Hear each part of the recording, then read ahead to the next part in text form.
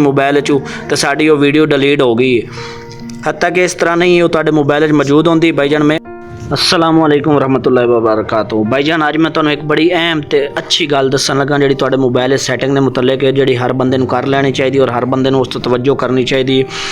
ਜਿਹੜਾ Android mobile इस्तेमाल करता आईफोन वाले तो वड्डे एप्पल वगैरह लैंदे तो उन्होंने तो सिक्योरिटी आ रेडी होंदी, लेकिन साडे जिहड़े एंड्रॉयड आम इस्तेमाल कराने वाले ओप्पो वीवो या कि इस तरह के जिहड़ा मोबाइल इस्तेमाल करते हैं उन्होंने वास्ते अज मैं एक बड़ी कमाल की गल दस्सन लगा जिहड़ी कि हर मोबाइल वाले नू करनी चाहिए और चैक करनी चाहिए।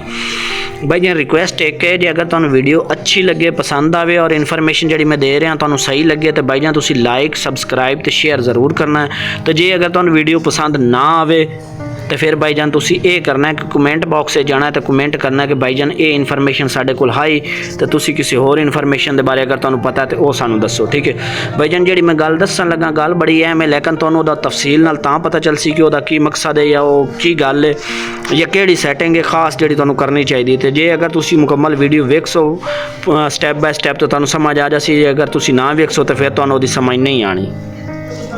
अच्छा करना कि भाई जान हर बंदे दे कोल मोबाइल एल्बम और गैलरी का ऑप्शन होंदा है जिहदे सारा उहदा रिकॉर्ड पे होंदा है, कैमरे दियां वीडियो या बाकी जिहड़ियां वीडियो डाउनलोड या सेव की हुई होंदियां सारियां उहदियां उस एल्बम में या गैलरी पई होंदियां। जिस तरीके के मैं हुण तुहानू विखावां भी मेरे कोल एक एल्बम में डाउनलोड किया है, मेरा सारा मवाद आल फोटोज़ कैमरा ये वो ETC सारा कुछ ये पिया है। इस तरीके हर बंदे दे कोल पिया होंदा है। अच्छा हुण असीं कैमरे दियां तस्वीरां बना के ते बाद जदों असीं वेख लैणे आ या साडे काम दी नहीं राणी तो असीं डिलीट कर देने और असीं समझने कि साडे मोबाइल वो डिलीट हो गई, हत्ता कि वो डिलीट नहीं हुई होंदी और वो एक ऐसी जगह पर पई होंदी जिहड़ी कुछ लोगों तो पता होएगा तो जिन्ना नहीं पता हो इस वीडियो में वेख के तो भाईजान जरूर समझ लवे। मैं तुहानू दस रहा कि कित्थे वो पॉइंट है या किहड़ी वो जगह जिथे तुसीं जाके उन्हें चैक कर सकते हो कि तुहाडी डिलीट की हुई हर तस्वीर या हर वीडियो चली गई है या तुहाडे मोबाइल मौजूद है।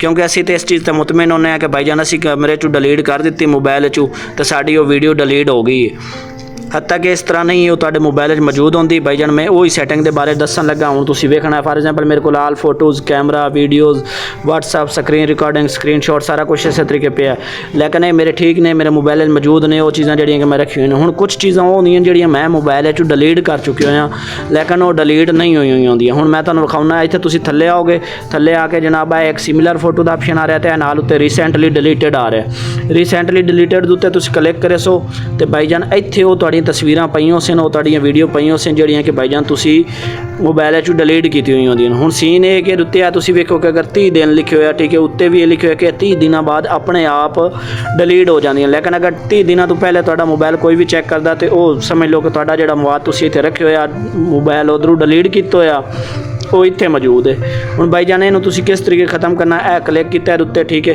ये उत्ते क्लिक करके तो इहनूं इत्थों आके डिलीट का ऑप्शन तक डिलीट करोगे तो तुहाडी डिलीट हो जाएगी। ये हुण तुहाडे मोबाइल चों समझ लो कि डिलीट होई है, वरना ये तुहाडे मोबाइल मौजूद आई। इस तरीके तुसीं अपनी सारियां जिहड़ियां NP इन्हां नूं सारियां नूं क्लिक करो तो इत्थों उत्तों आके डिलीट के ऑप्शन तक डिलीट करो तो डिलीट हो जाएगियां। ठीक है अगर भाई जान वीडियो सही लगी पसंद आई है तो कमेंट लाजमी कर देना, शेयर लाजमी कर देना, सबसक्राइब कर लेना चैनल में। मैं जी अगली मोबाइल की एक सैटिंग दसन लगा वो इस तो भी बड़ी कमाल हो सी।